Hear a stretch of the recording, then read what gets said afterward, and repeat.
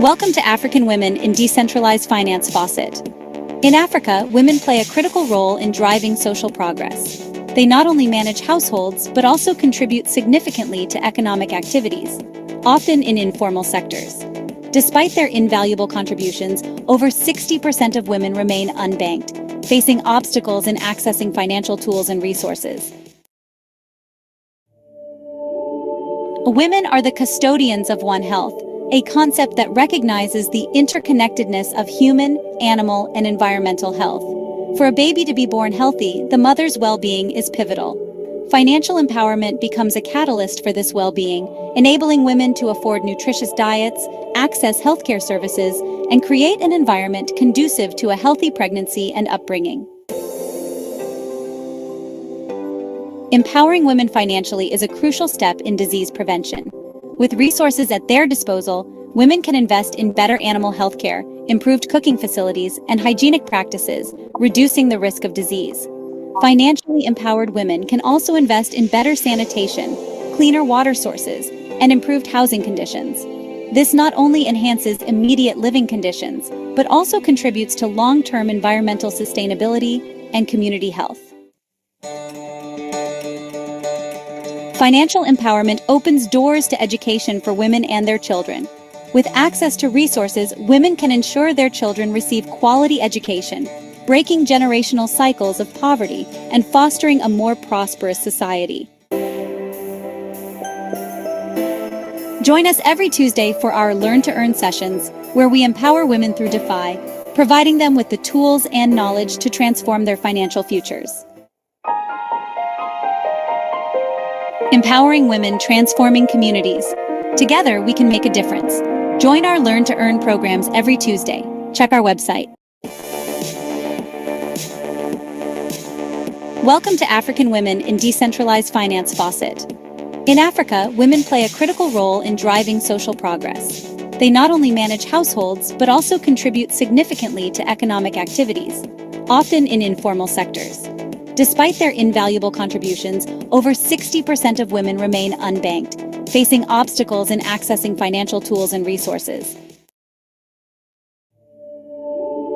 Women are the custodians of One Health, a concept that recognizes the interconnectedness of human, animal, and environmental health. For a baby to be born healthy, the mother's well-being is pivotal.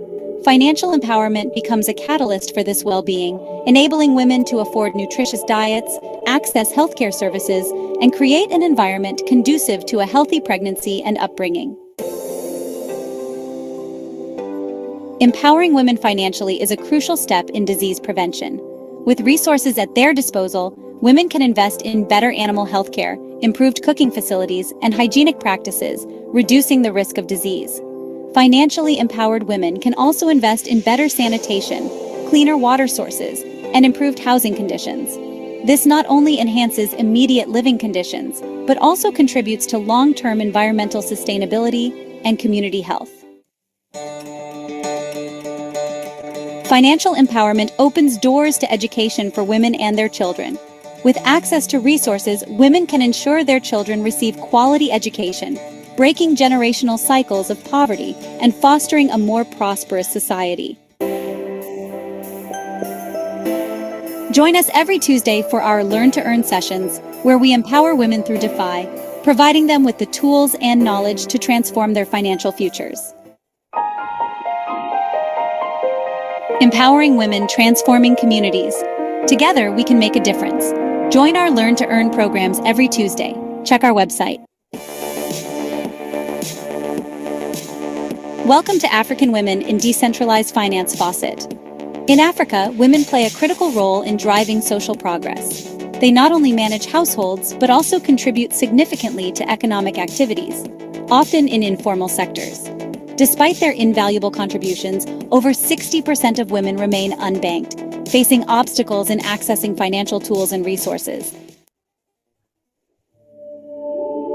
Women are the custodians of One Health, a concept that recognizes the interconnectedness of human, animal, and environmental health. For a baby to be born healthy, the mother's well-being is pivotal. Financial empowerment becomes a catalyst for this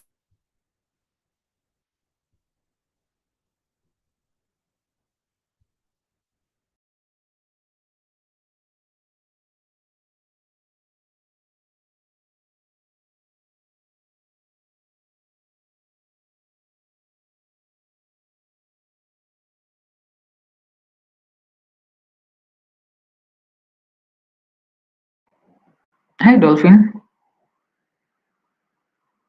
Okay, hi Frida. Yeah, we can begin. Okay, just a minute.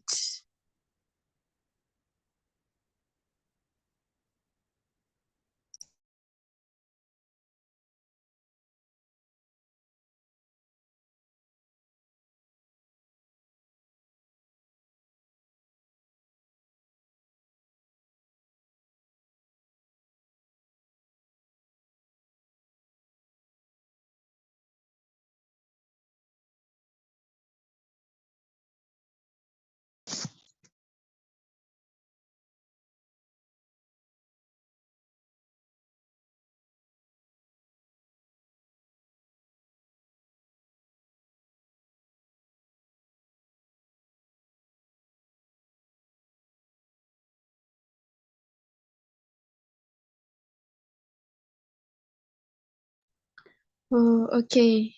We can we can begin now. So good evening everyone. Thank you all for being here. For attending our evening session of the African Women in DeFi program. Our theme for tonight is building and supporting women's health project within One Health. So before we dive into this session, I'll briefly take you through our agenda for today.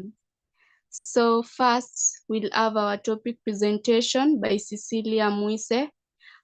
She will lead us through the main presentation on today's theme. And then after Cecilia will have additional notes and comments from our CEO of Actuate Biomedicine, Dr. Masharia Waruingi. He will share his additional insights and comments regarding the topic. And then after that, we'll have interactive question and answer session. So I will open the floor for an interactive question and answer session. So I encourage all participants to engage and share your thoughts. And then after that, we'll have presentation of Actuate Pre-Boston Summit by Diana Mondi. So yeah, with that, allow me to welcome our topic master, Cecilia Muise. Cecilia, you are welcome. Thank you. Thank you very much, Dolphin. I hope everyone can hear me. Yes. Okay, thank you very much. And I'd like to introduce myself because this is my first time here. I am Cecilia Muise and I'm today's topic master. And our topic today is about building and supporting women's health project with One Health. So I'll begin with the introduction. One Health is an integrated approach recognizing in interconnectedness of human, animal, and environment health. Addressing women's health within this framework is crucial, as women play a central role in maintaining the health of families and communities. This presentation will cover the step to create successful public good project for women's health within One Health, stakeholder engagement, case studies, and best practice. So in this topic, we are going to have some few subtopics.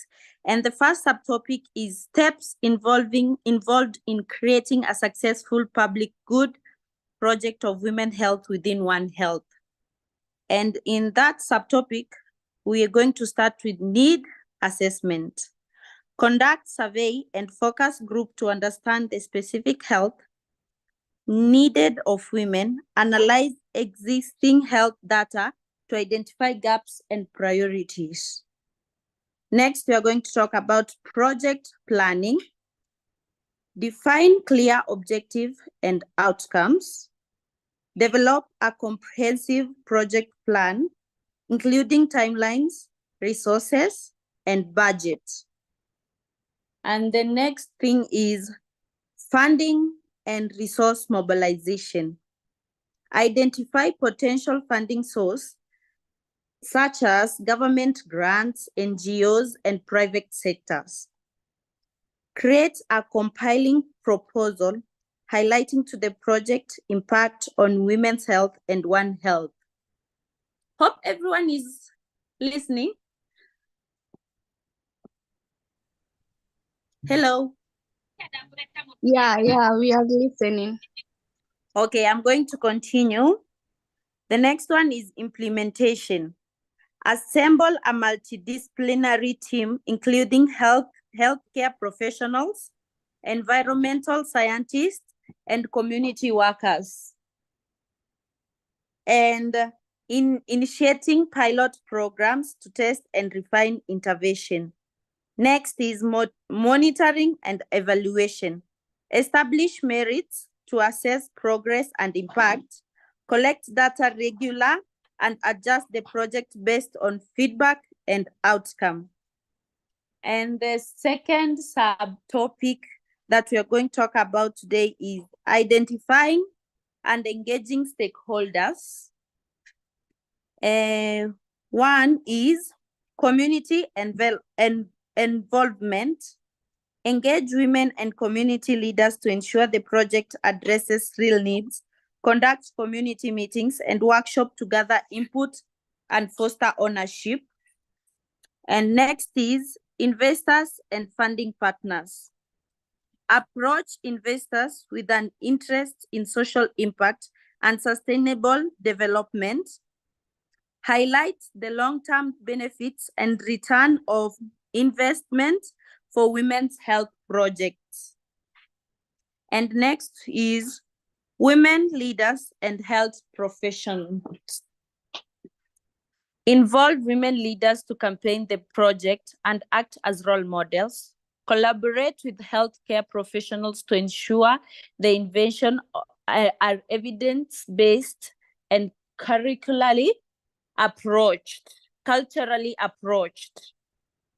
And the third subtopic of today is detailed case studies of impactful public goods projects. And case study 1 is maternal health initiative in Kenya. And the overview is a project aimed to reducing maternal mortality through improved paternal and postnatal care. Stakeholders, local governments, the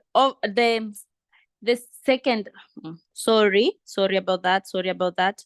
I've gone to the next. So we are going to be in stakeholders of the case study number 1.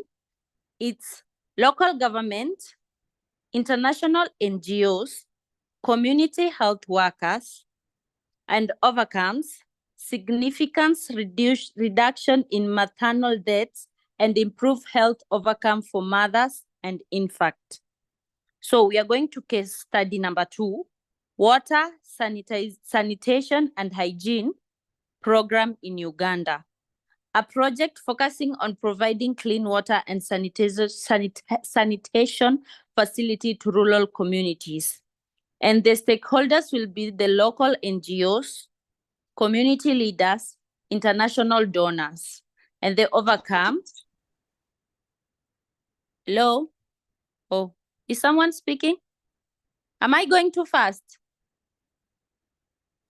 No, you are on the right track. Okay. And I have just finished the stakeholders, which will be the local NGOs, community leaders, and international donors. The overcomes improve health and reduce incidence of waterborne diseases, particularly benefiting women and children. And the case study number 3 is integrated vectors management for malaria control in Nigeria. Overview. A project integrating environmental management, and health intervention to control malaria.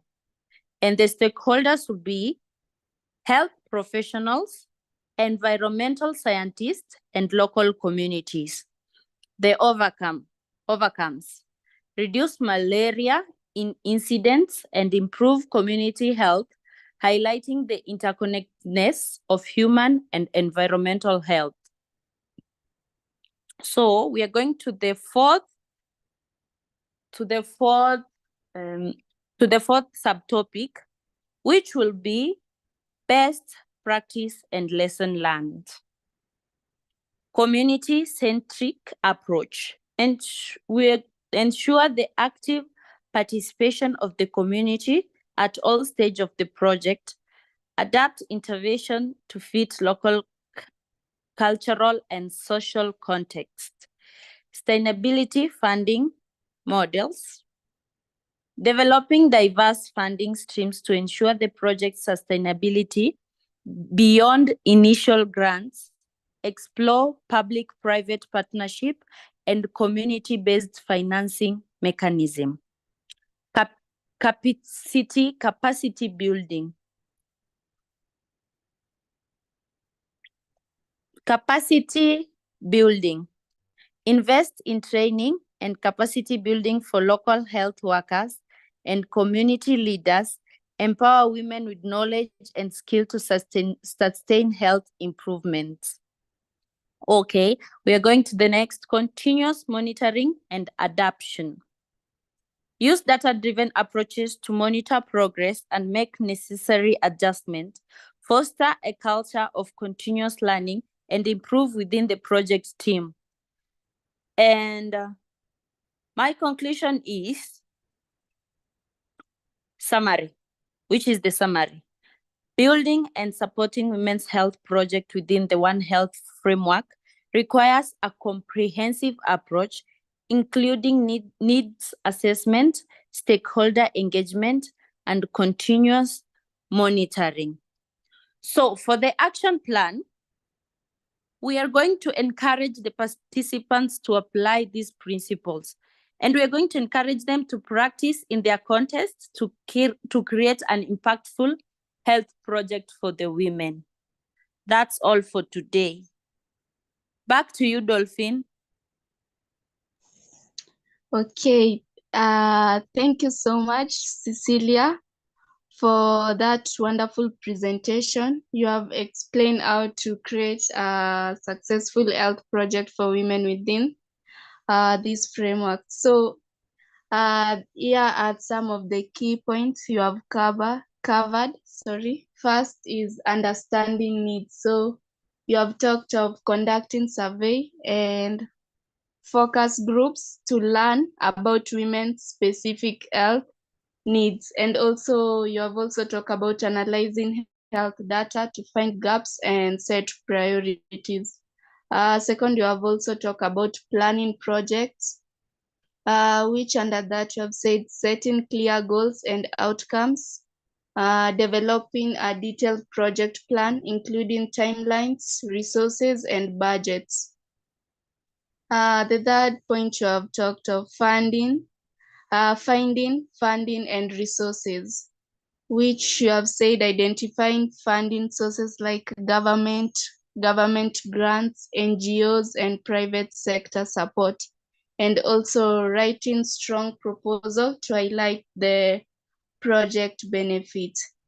Also, you have emphasized the importance of involving stakeholders, which you have talked about community and involvement, under which engaging women and community leaders to ensure the project meets real needs, and also holding community meetings and workshops to gather input and building ownership.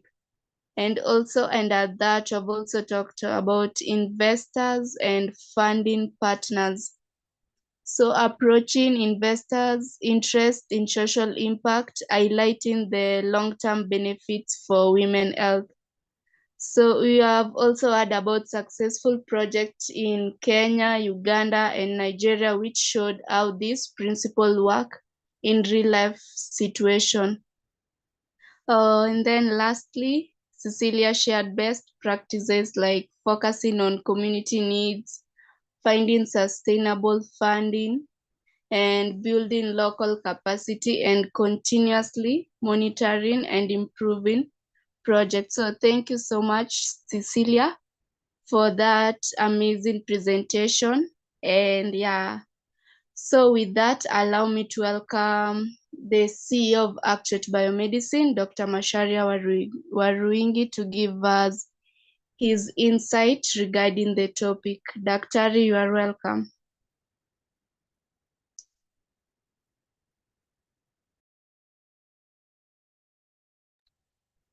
Hey, Dolphin, can you hear me? Okay, I'm not sure what's going on. Yes, sorry, yes, we can hear you. Oh, you can hear me, okay. All right, so I wasn't sure whether I'm getting along. Okay, very good. Thank you so much, Cecilia Moisey. Yeah, very powerful presentation. Again, as we recognize in Actuate Nation that health of a woman is public good. Health of a woman is public good, and you all know why. You know why health of a woman is public good? We have stated from the beginning that women hold the entire sky. They do not hold half the sky, according to Mr. Mao Zedong. I think Mao Zedong did not fully understand the job of woman in this world is to hold the entire sky so that the sky does not fall upon us. The sky will not fall upon the children. Because without a woman, children are suffering. First of all, there would be no children without a woman. Whoever thought that men can make babies on their own? Now, women have to be there so that babies can manifest as one. Second, after that, the woman has to maintain that baby with her own body for the next 6 months to 1 year. So, if the woman's body is not there to nourish the baby with her breast milk, what's going to happen to the baby? The baby will be malnourished. Now you know that. And what sort of malnourishment brings disease to the baby and even death? Okay. So then from there, the woman will take care of the baby through childhood, even through teenage. We talked about teenage last week. That stage of life, which is very, very, very challenging for everyone, because teenage years are the years of change, massive changes, monumental changes to the body, to the psyche, to the spirit. Okay. And the woman has to be there to observe all that, to be the custodian of change, so that the changes can happen within a constrained channel. Because those changes are so wild, they can kick somebody out of the way.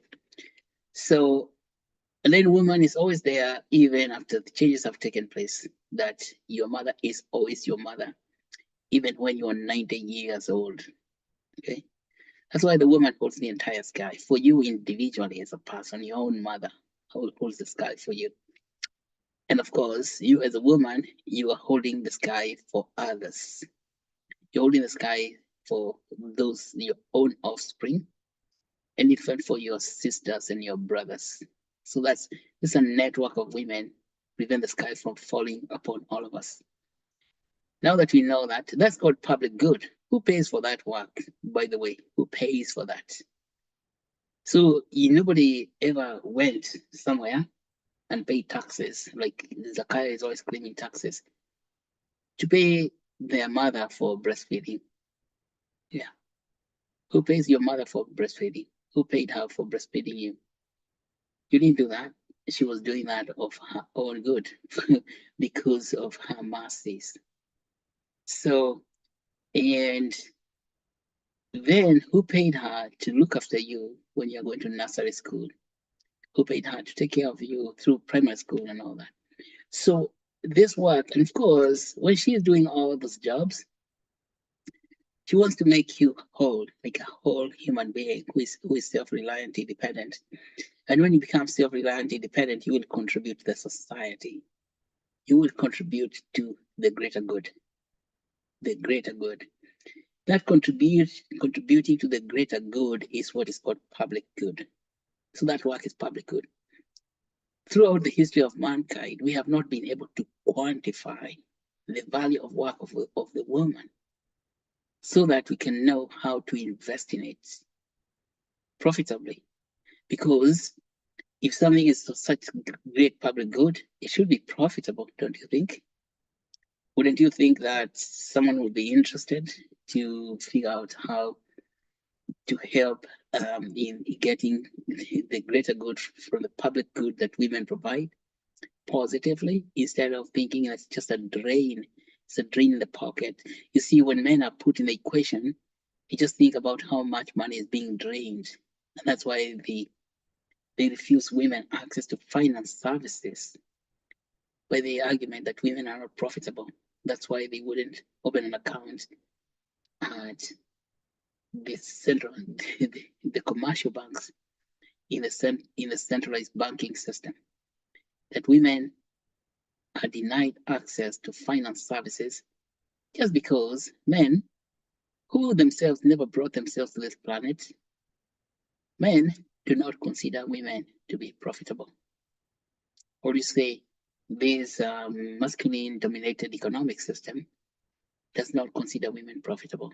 And so, and that is based on the economics. Remember, this economics of zero sums game, which is the old mathematics, thinking that somebody has to make a profit, somebody has to lose in order to make profit. Then it means that women are always consuming.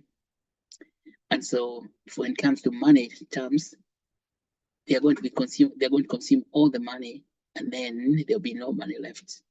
Can you imagine that? That is known as material superstition, material world.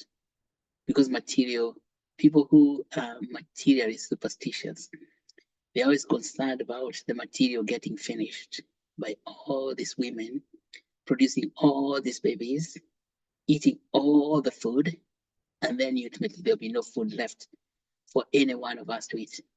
And then who is us? Can you believe that? So yeah, who is us? After we prevent women from gaining access to the finance market, so they don't produce all the babies, so they don't eat all the food, so they don't consume all the material resources, then we are left, what, in a profitable world? Question. No, it is a misguided idea. And that is the old finance system before decentralized finance came. Even when you listen to what you're talking about, the stakeholders of Women Project, the women's health is what Cecilia has said. The stakeholders have said that NGOs, governments, and investors. So that list of stakeholders excludes the woman.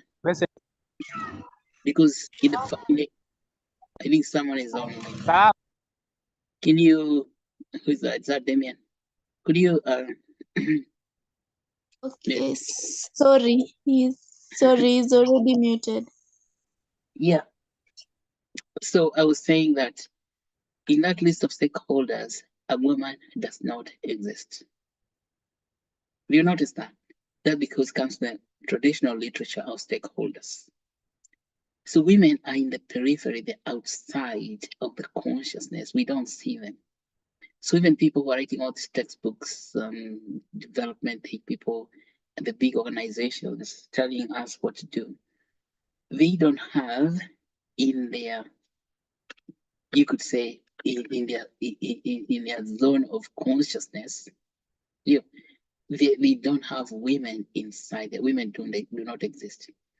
So all these projects, we think about them without thinking about women. The very people we are saying we want to help. So maternal mortality continues to rise, even with all these projects going on. Childhood mortality, infant mortality also continues to rise. And women don't have access to knowledge because they are not included from the outset as stakeholders of their own projects.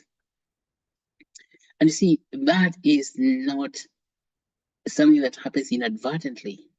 that is an artifact, of the traditional financing model based on old economics. Even when you're thinking about stakeholder inclusion, it's automatically excludes.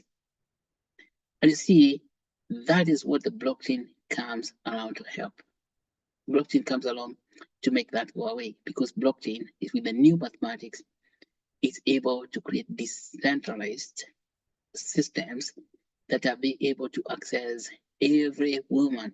There is no intermediary banking person who is deciding whether a woman is profitable or not on the blockchain. The only thing a woman needs to have is a cell phone to get on the blockchain, to get on Uniswap, to PancakeSwap. Cell phone only. Cell phone. And any woman with a cell phone can have a cell phone, a wallet, a crypto wallet, to give her access to the blockchain. So the wallet itself becomes her gateway to inclusion, the gateway that opens the door, the path to inclusion. So she can enter into inclusion, to be included as a stakeholder. Now this time, not as a secondary level stakeholder, like a fringe stakeholder, somebody in the fringes of project design, but someone who is central, who is salient, who is in the position of saliency in the design of the project, whatever it is going to be.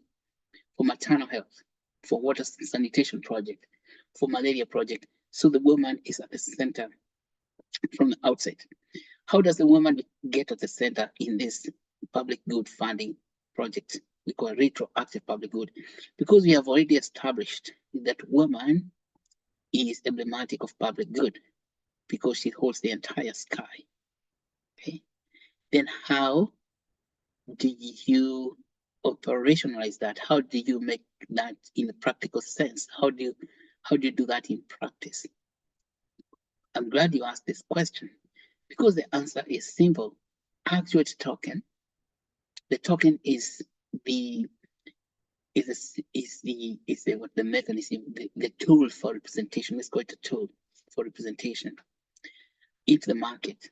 So the woman cannot receive Actuate token unless she has a wallet address. So work with the woman, she opens a wallet, and then she can receive Actuate token into that wallet. Now, in the retroactive public good funding, this woman can have access to Actuate token for a project, saying like for maternal health, to reduce child mortality in a community. They would need to build something like a health facility close by, which is going to have the skilled workers that Cecilia has explained to us. You're going to need healthcare workers. These are clinical workers like nurses, clinical officers, and the ladies who help women through pregnancy, called the midwives. And then you need to have community health workers. All those are those called human resource, healthcare, human resource for health. You need money to pay those people. But besides having those people, you need a place where they meet, they congregate to work, which is called a health center. You need money to build that health center. So today, it's quite possible to raise money for building such a health center, because health centers like that are not expensive. As you have said before, that you can raise money by allocating, and that's what we are going to do. We'll raise money by allocating a whole bunch of tokens and then asking women to buy, local women. We're not talking about NGOs. We are talking about individual local women. And these tokens will not be expensive, and they can buy them for a price of 150 shillings or 200 shillings, 300 shillings, affordable price. And then, depending on the number of women, putting money together, then we can invite now these NGOs to come and provide what we call, we can provide, matching funds so that the health center can be built. So there's going to be money for construction for the health center. and then money for operations, operating the health center, to pay the workers and to buy the supplies that are needed there to educate, and of course, and money for education too, because as we said, what this is going to do, you empower women through education, teaching them about nutrition, about balanced diets, about taking care of babies, and all that stuff, education. That cannot be possible without access to funds. I know we are saying that with Actuate token, then we're able to raise money in the community to mobilize a lot of money and then get matching funds from donors from outside. Now, why is Actuate token? Why does that matter? Why are people, why can't we do that without Actuate token? That's the old traditional finance model. Doing that without Actuate token, you see what has happened is that, first of all, automatically, women are excluded from the position of saliency. They become peripheral people. So because there is nothing they can hold to say they are represented. So when they're holding Actuate token, they become owners of the project. The ownership is theirs, not just ownership. They say that all they own, but they have a representation, which is like a status certificate. And through that ownership, give them identity, because these are tokens of identity. And these tokens of identity, they can use them for voting for the key decisions that are happening in that facility. They participate in what's called governance. So because they are holding tokens, they can vote for key decisions according to the milestones as stipulated in the planning documents, such that they participate in the governance of the facility that they have helped to fund. So the women don't have to be very rich, but their wealth is experienced by their participation in voting. So today, we don't have that. And that's why the token is very powerful, because it gives them the power of participation. They become insiders. They become central. They become salient. So this saliency is what we are talking about. And the token itself does something else that is totally new, that was totally absent in the traditional finance system. And this means that the token itself is liquid. It can be sold in the market. And that token, when it's in the market, can gain appreciating value and bring profit to the holder of the token.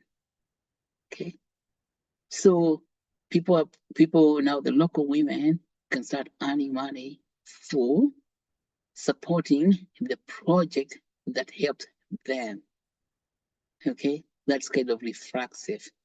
Reflexive is when you say something and then it echoes back to you. That's the most powerful thing. That now, because it is reflexive, it has this thing of giving back to you. It's like the gift gives back to the giver. Can you imagine that? That is what the Lord said. Blessed are the merciful, for they shall obtain mercy. It's in the beatitude. Blessed are the merciful, for they shall obtain mercy. But people now investing in their own well-being, with their own public good, they actually make money such that, because the token itself is likely to raise in value in the marketplace. That has never happened anywhere in the history of mankind, even ever since Matthew wrote those statements about the merciful, obtaining mercy because of their mercifulness. Okay. Now, this is very, very fascinating stuff. Very deep, that if you now think about it, and I do not know what would stop us. I don't know anything except politicians. They would try to stop this kind of thing from rolling. Is that women, the power of providing public good to the women so they can create public good is with the women themselves. Okay. And there should be nothing to stop that. What did Paul say about such things? Paul said, not even angels, not even principalities, nothing, no creation, not even any creation or created by any man can stop that kind of thing from happening. Paul was saying, nothing can stop you, nothing can stop this, can separate you from the love of God.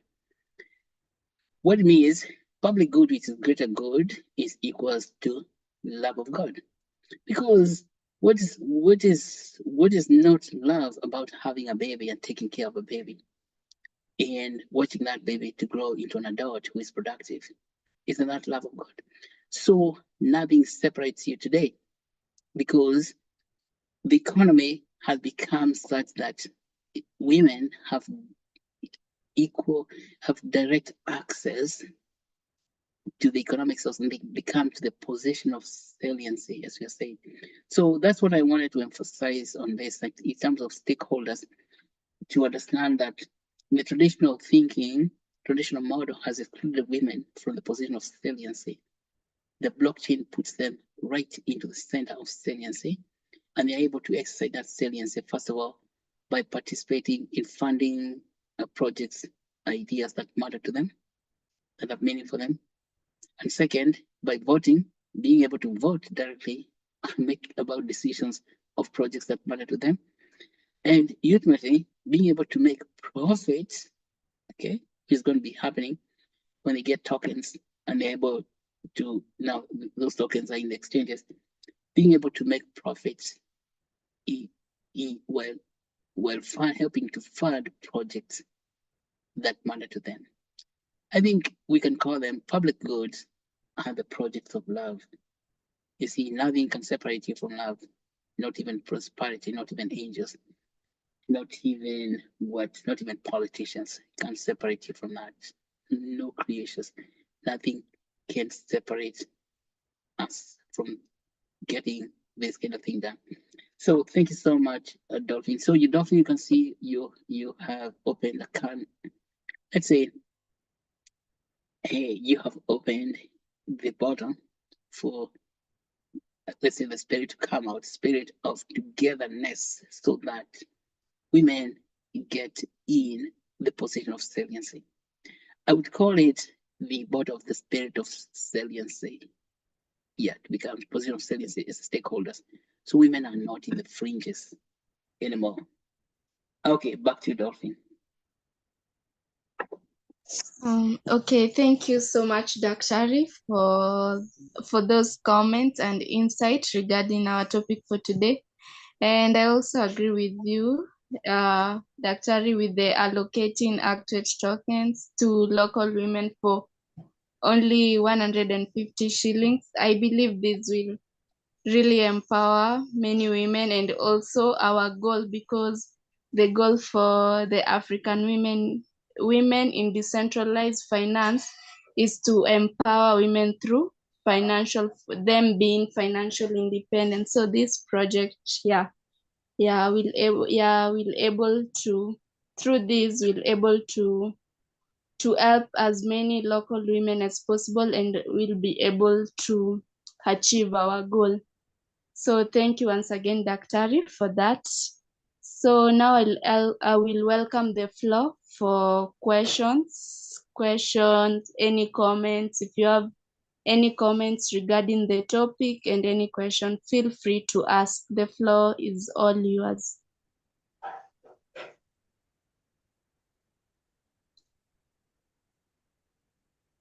You can raise your hand or you can post your question on our chat box kindly.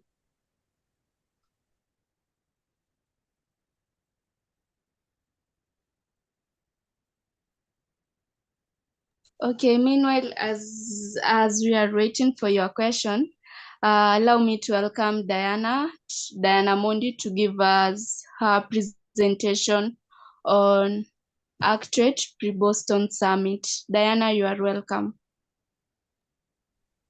Hello, everyone. Thank you so much, Dolphin. Kindly confirm if I'm audible enough. Yeah. Okay, so I'm going to take you through the Boston Nairobi Summit announcement.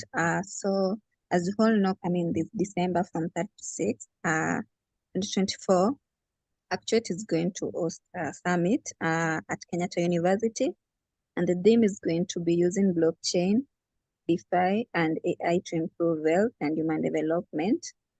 And the purpose of the summit will be to gather stakeholders of blockchain, DeFi, AI, health and human development in Africa to discuss how blockchain, DeFi, and AI produce health and human development. So the reason why you should attend the summit, you will learn about the Boston Premier Summit that will be held on July in Boston, 2025.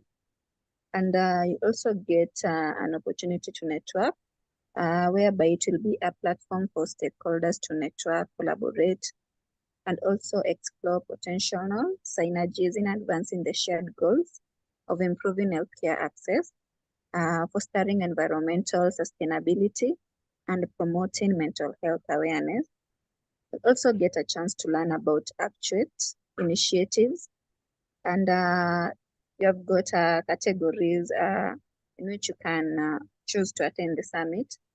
First one is you can come as an attendee, whereby you'll join us for a groundbreaking conference exploring the intersection of cutting-edge technology and social good.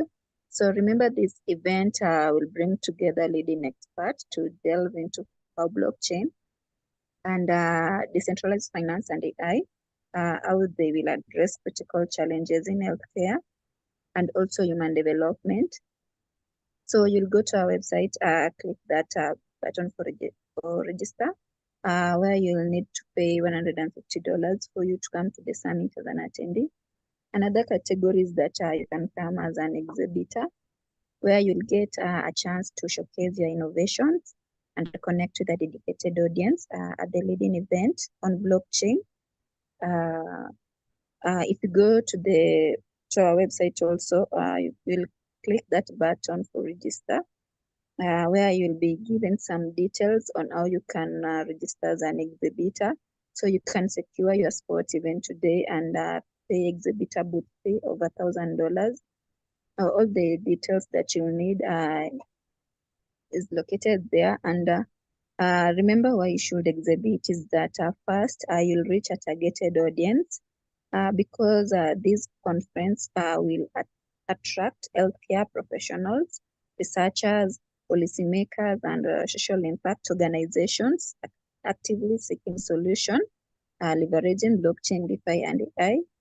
Another reason why you will exhibit is that you'll have a chance to gain industry exposure, where you'll position yourself at the forefront of this rapidly evolving field and demonstrate your commitment to driving positive change. Another reason is that you'll have network with key decision makers, and you also generate qualified leads, where you'll engage with the highly engaged audience, actively seeking innovative solutions in the healthcare and development space. And also, if you get a chance to become an exhibitor, we have got some benefits. The first benefit is that you'll be able to receive a prime booth location, where you'll secure a prominent space on the conference floor to showcase your products and services. Another benefit is that you'll have a high foot traffic, where you'll benefit from the conference extensive marketing reach and attract a steady stream of potential customers. You'll also have a networking opportunity, whereby you'll have a chance to participate in dedicated networking events to connect with industry leaders and potential partners. So you need to secure your spot today and pay the booth fee, $1,000. Okay, the third category which you can choose to come to the summit is third one is a speaker. You can come to the summit as a speaker, whereby if you go to our website, you click that button for speakers, you'll be able to see a lot of speakers who have just registered to become a speaker, who have sent their abstract. For example, you have Dr. Michael Magoa, who is a neurological surgeon. He will be one of our speakers coming this December. We also have Professor David Ndetei, who who also happened to be our speaker coming this December. So you still have chance and space so that you can register as a speaker to the summit when coming to the summit. Also, another category is a sponsor. So you can register also as a sponsor to attend the summit, or if you know anyone who is fit or any company that is fit to attend the summit as a sponsor, you can recommend them so that they can go and register as a sponsor. And the sponsorship opportunities, one of them is a title sponsor who pays $100,000. Then we have a diamond sponsor who pays $10,000. Then platinum sponsor who pays $7,500. Then we have a gold sponsor who pays $5,000. Then a silver sponsor who pays $3,000. Then we have a bronze sponsor who pays $1,000. So each sponsor will have their benefit if they get a chance to fund our summit. So remember, if you get a chance to bring a sponsor to the summit, you'll be able to receive the 5% commission of fee that the sponsor will pay to the summit. So it will depend which type of a sponsor that you have brought to the summit. Yeah, so let us work together to find the sponsors and also the exhibitor so that they can come and attend our summit coming this December. And we'll also have a space for poster presentation where there will be a competition. And remember, the winner of the poster competition will receive grant to commercialize their innovation and also to present their work at the Actuate Summit in Boston coming next year. Yeah, so this is another opportunity for you to attend the summit, whereby you can present your poster to the summit. Yeah, so let us bring the exhibitor and also the sponsor to the summit, because that is what we are focusing on right now. Yeah, so yeah, that's all I have for today, and back to you, Dolphin.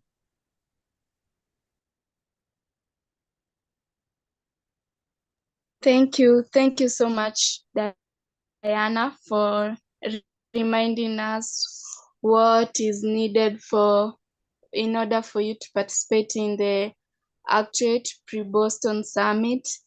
And also, just to add up on Diana, you can also purchase our book on healthcare on blockchain.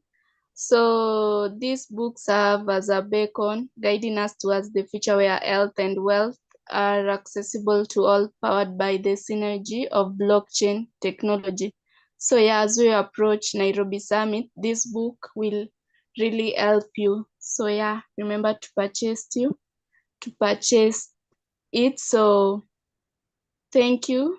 Thank you, Diana, for that. Doctor, do you have anything to add on that regarding the summit? Yes, I have this word to continue encouraging our people, members of Actuate Nation, that this summit is yours. As we're talking about bringing women into position of saliency, you are already a salient stakeholder of the summit. Do not consider yourself as a free stakeholder. Why would you do that? See, that's not being fair to yourself. You are inside as an insider. So you are not outside in the periphery. Now, only the prodigal son is in the periphery. Because remember, the prodigal son said to his father, "Give me all my inheritance, I go to the far country." Then what happened to him? Ultimately, he found himself living in pig pens, eating pig food. That's what happens if we are in a position of saliency and then we disregard it. So do not, let me repeat that for you, do not take for granted a position of saliency. You are in for something. That's what you hear, you are in for something. And that something that you're in for is something good. And just what Diana has told us, there are three distinct, let's say 4 distinct opportunities for you to reap the goodness of being in. 4 distinct ways. So take a pen and write these things down, lest you forget. Because you don't want to forget, like the prodigal son who forgot that his father's servants were eating better than the pig food he was later eating over there in the far country. You want to stay inside and don't go out there. Wait a minute. So 1, poster presentation. Make a poster. That way is your signature to say, I am in, I have always been in. And this post, because we are talking about retroactive public good funding for One Helping Women, today you can go home and start thinking about such poster idea like that. It's going to be practical. If you are going to create a project in your own village about women, how can you raise money through retroactive public good funding? So that's a question.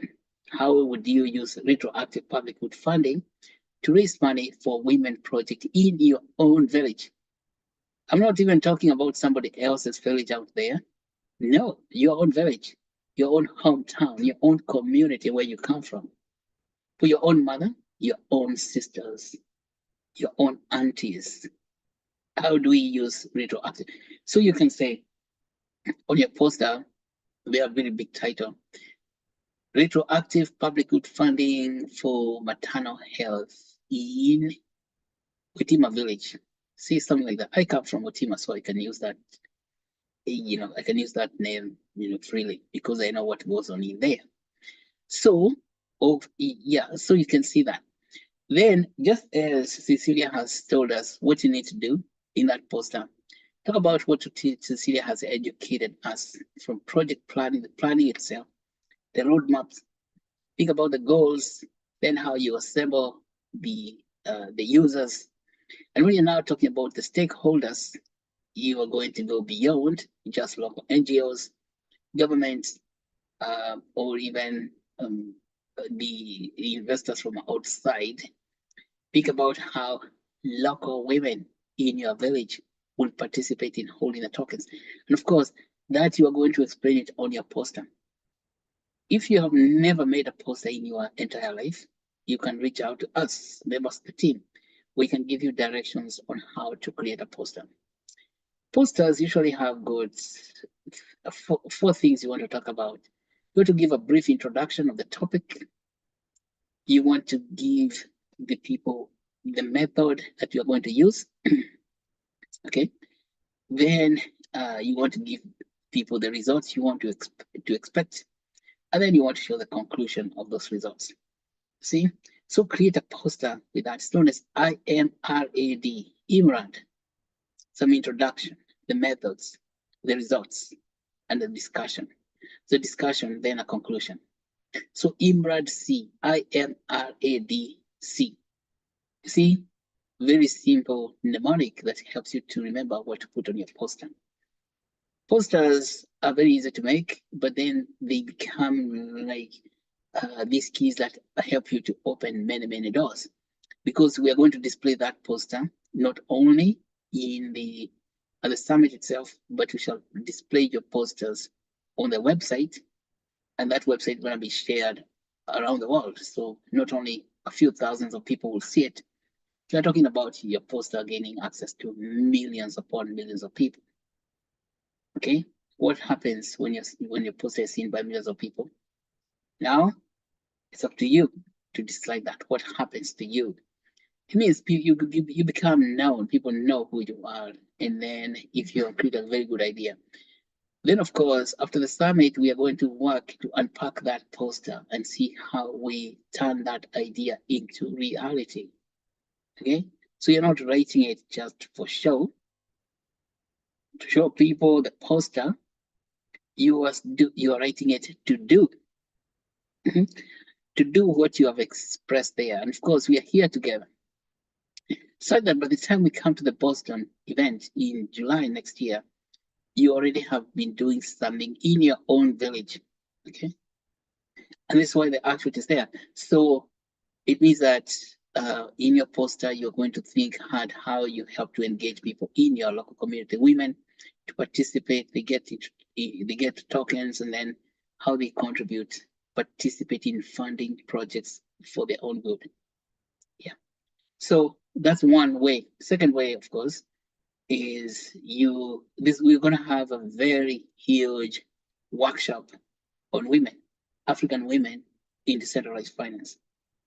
And of course, you have seen all the speakers that that Diana has shown to us. Quite a number of them are experts in issues of women, whether it's obstetrics and gynecology. We're gonna people who run women facilities like that. They're going to be there. Then, of course, mental health. With Professor Dete, he is a great psychiatrist. I think he was psychiatrist before psychiatry was there in Kenya. So he established psychiatry in the University of Nairobi. And can you believe it? He's going to be there to speak, plus bring all his psychiatry knowledge for the people, not just him. He's going to come with a number of people. So you don't want to miss that. And of course, a lot of those people who work with Professor Dete in psychiatry, mental health in Africa are women. Okay. So we're going to have a very good presentation in the workshop, African Women in Workshop, African Women Workshop in the summit. And it's going to be about 4 days. So that workshop is going to be very, very intensive because there's a lot of ground to cover on women, particularly in the decentralized finance, figuring out how to make financing accessible using the blockchain money. So the other way, of course, is Dan has said, is you can participate in earning, if you're not doing so already, by talking to people who can come to display products. These people are known as exhibitors. Any exhibitor who comes there will pay $1,000, and 5% of that $1,000 is yours. Okay. But now, I don't know why you would not want to get 5% of 1,000. And you can bring as many exhibitors as you can get. Exhibitors are not very difficult to get because these are people who make products and they would like to come and show off. Now, how do you convince someone to come to exhibit his or her products? There's somebody who makes things. It doesn't have to be a very large company. Is ordinary people are making ordinary things. But the reason people want their things to be seen is this, that they want customers to buy those things. Now, the people who are going to be coming to that summit, all of them have ability to buy things. They are professionals, whether they're in medicine, pharmaceutical science, whether they are in engineering, computer science. All these guys have got good jobs they can afford. And by the way, we're going to have, if we have at least 100 speakers, each speaker is going to attract at least 10 people to come as attendees. So we are talking about in person, in KU, about 1,000 people. So an exhibitor who is good can manage to show his products to all the 1,000 people. And we're going to help him through that in so many different ways. Besides exhibiting at a nice booth, we're going to encourage people to walk about and meet the people in the booths. And finally, we are going to also put that information on their website about the products that are being exhibited so that they get marketing through the website on a continuous basis. And of course, just being associated with a global summit like that, to come an exhibitor, it's a very big privilege. So you do not want to be the one who denied your friend the privilege to show up in such a beautiful platform. Okay, you want them to be there and shine. Let the light shine upon them as they're shining their light. Okay, so you see, that's the third way for you to get involved, to express your saliency, to say I'm not the prodigal son at all, but I am home. So in the house of my father, that's what he said. That's what the prodigal son said. I want to go back to the house of my father. So say the same thing. I want to be there so that I can be among them. Then finally, there is a sponsorship. Now that will make you happy. Sponsorship, that if you're not happy about this large scale sponsorship, then you're still missing something. This sponsorship, just a small group of us in the team cannot find all those sponsors, but yourself, you have access to a lot of people. So everybody here, we want to participate because this is about participation. It's an inclusive process.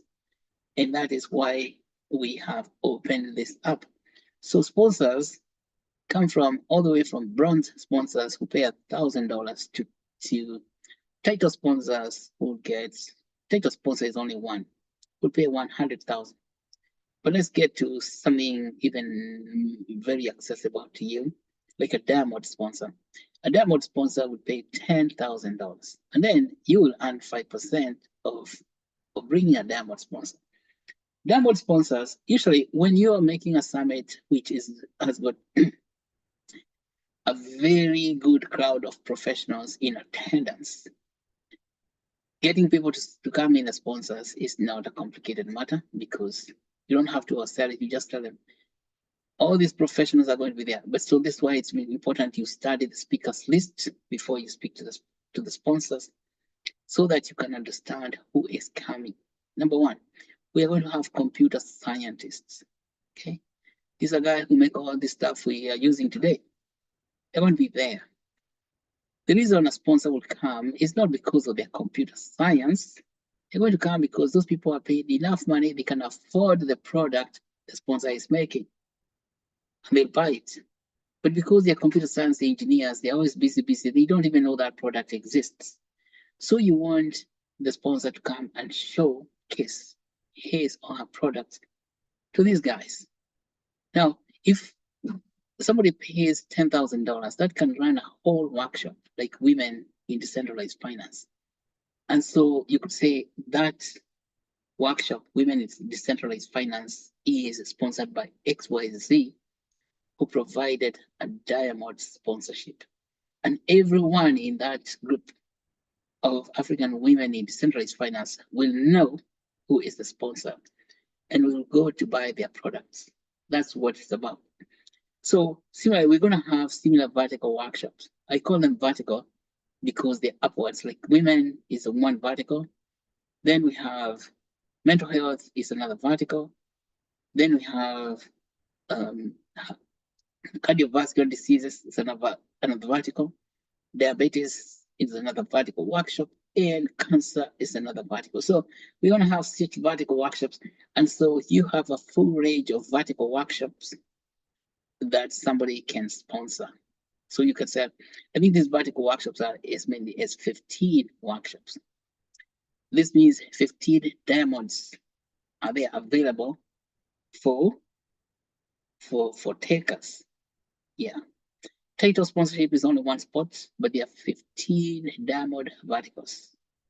So, and that will give you a lot of money. If you're really, really good, but I know I'm not going to say if, because I know you are really, really good, you can get all the 15 verticals. That is getting 15 diamonds selling to 15 different groups of people, different companies.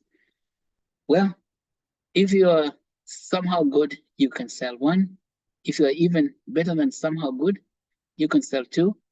And that means that puts a lot of money in your pocket. And that is fiat currency, which of course, besides that, you get a lot of bonuses in Actuate token, for doing a great job. So that is what I would like to add about the summit, so that you can put all those matters together and find yourself that you don't want to be in far country. like the prodigal son. No, you don't want to be in far country. You want to be in father's house. That's metaphor for saying being in the position of saliency. It's called father's house. Okay, you want to be father's house. That is what the prodigal son later found out, that in father's house, the even the servants who are there are eating, juice the meat. They don't eat pig food like what he was eating in those pig pens out there in far country. And that's the reason. So all the time, ask yourself, am I in father's house? And if you find it that you're not in father's house, straight away you say, wow, I want to get back to father's house. Remember, there's no gate, there's no barrier, there's nothing that stops you from going to father's house. Remember that story, illustration by Luke. When the guy came to the father's house, the father did not tell him, listen, you already took your money, go away. No, instead, what did he do? He slaughtered for him the fattened calf. To the extent that even the brother who was already staying in the father's house was jealous. He said, Father, I've been here with you the whole time. You've never even slaughtered for me the skinniest goat. And you, this guy who's been out there. So what it means that it's not that you're prodigal son. It means that father's house always available. That means that you have the power to get the saliency because you're already salient. You see that? You're already salient. Do not think there's anything that stops you from becoming salient. Just like we said, there's nothing that separates us. The love of God, as Paul said, that's the same thing being expressed in different ways. So make use of your saliency totally. Yeah. And of course, do not throw away your confidence in making use of your saliency, let's say exploiting your saliency. And because you're not of them that draw back to validation. Validation is when you say, oh, I'm not good enough to go for those. I'm not good enough to go after those sponsors. That is validation. You end up there. You don't want that. Okay. You are not of them that draw back to validation. You want to stay in the state of saliency so that you're one among the most important for getting us the public good. Okay, back to you, Dolphin. Oh, okay. Thank you, Doc, for that. So if you have any question, feel free to ask. Okay, since I can't see any question, so I think I'll just adjourn the meeting. And if you have any question, you can freely send it on our WhatsApp. We can keep there our conversation going. So thank you everyone for joining today's session. Thank you, Cecilia, for that wonderful presentation. Thank you, Daktari, for always making time for us. Yeah, thank you so much. And also thank you everyone for joining the new ones, those who are joining us for the first time, and for those who have been with us since the beginning. So thank you very well. Thank you so much. We really appreciate your effort. So thank you. So join us again next Tuesday, same time, as we will be discussing governance and decision making in public goods funding for women and One Health. So I've just posted the link to the attendance form. I'll give you 5 minutes to fill the form. So thank you once again, and the meeting is adjourned. Have a lovely night and afternoon. Bye, everyone. Bye, Dolphin. Bye, Cecilia. Bye, all of you. Have a good evening. Bye. Bye-bye. Bye.